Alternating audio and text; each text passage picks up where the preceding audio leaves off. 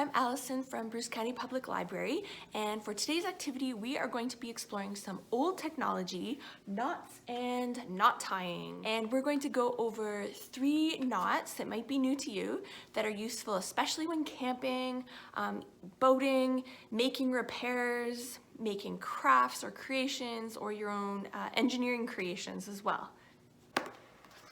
Most of us are familiar with a couple different kinds of knots. The granny knot that we may have made accidentally or on purpose when tying our shoes, and the overhand knot, like so. And sometimes these are fine in everyday cases, but it really is helpful to know other kinds of knots. The first knot we're going to go over is the Bowline knot, and this is helpful when we need to have a secure loop at the end of a line that's easy to tie and untie, even when a lot of force or pressure is being applied to the loop. Now let's say you have a heavy bag. For example, if you're camping and your food is in this bag and you want to hoist it up around a branch in a tree to secure it from animals, you could make a bowline knot at the end of your rope and attach your bag to the loop created,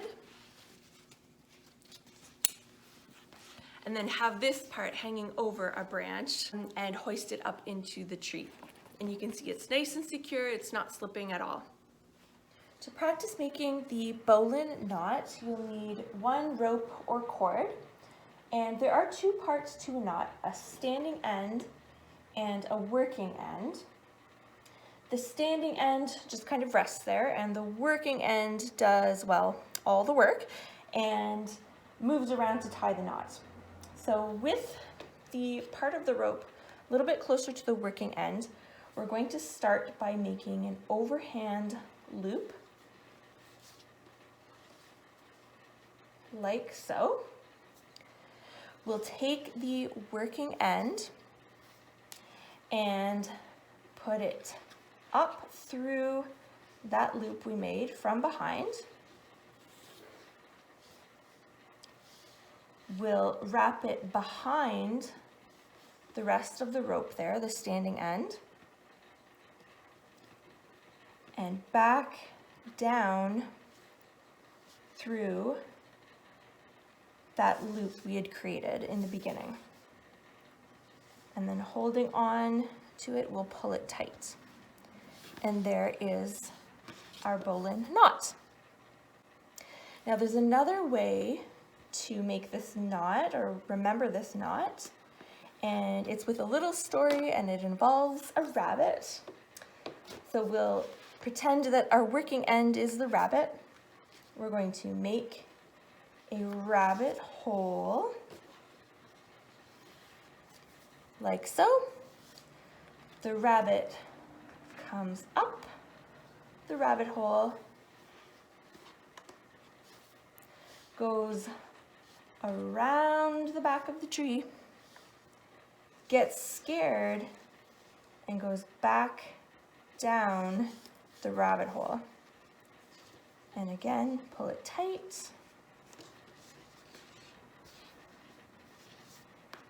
And there is our bowline.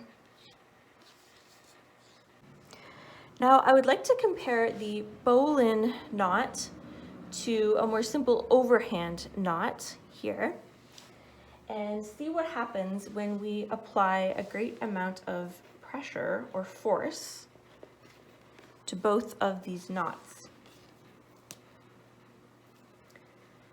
and which one is going to be easier to undo.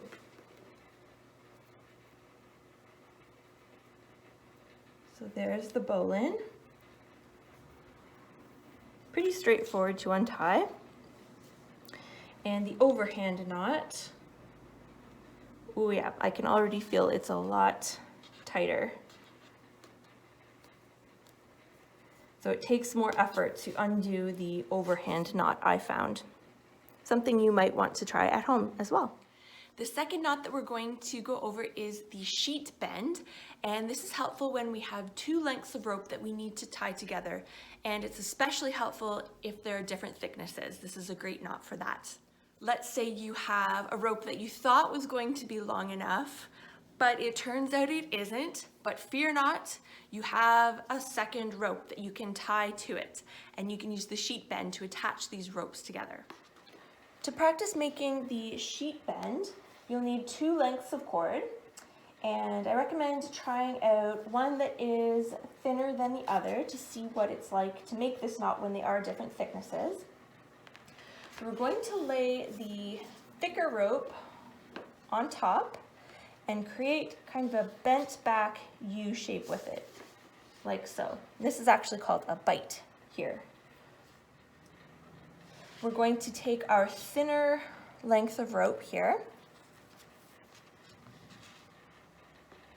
bring it under and up through that bite.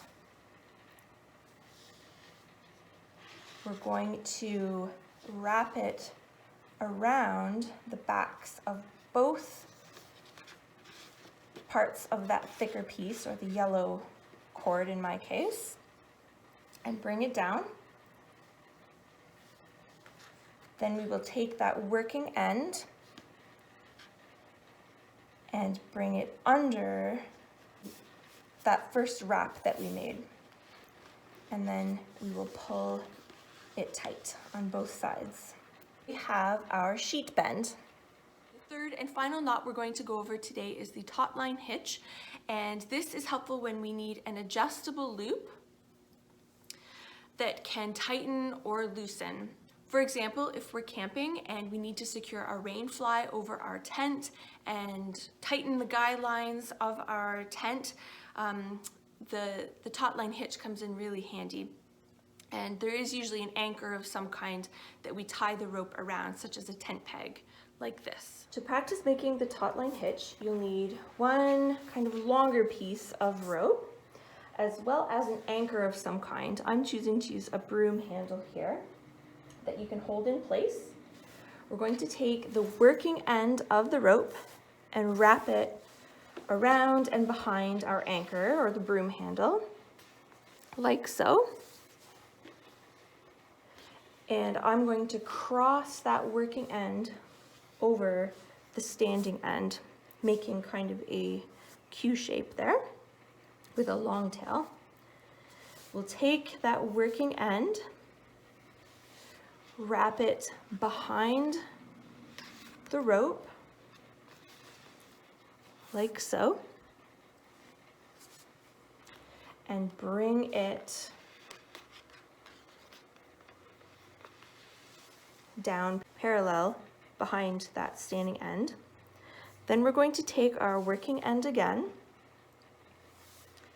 and wrap it around the back side of that rope a second time. And you'll end up with two coils kind of stacked on top of each other there. Now we'll take our working end and we're going to make a Q shape again, but we're going to put it underneath the rope this time. Then we'll take that working end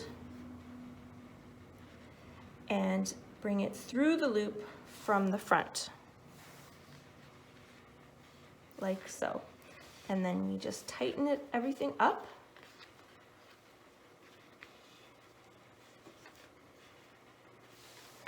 And we have our taut line hitch. And if you can slide it down and up like that, then you have made a successful taut line hitch.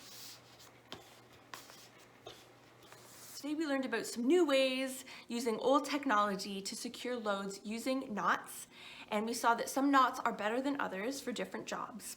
And I wonder if you can find different uses for these knots that we went over today, or try other comparisons to see which knots work better in different situations. And if you enjoyed this activity today, you might like to check out the books that I used. All the knots I showed you today were found in books from Bruce County Public Library, like the Young Adventurer's Guide to Almost Everything, A Girl's Guide to the Wild, and the Canadian Kids Guide to Outdoor Fun. And there are lots of other awesome activities in these books as well for outdoor adventure. Thank you for watching today and doing today's activity with us, and we'll see you next week for another fun activity or experiment with the Bruce County Public Library.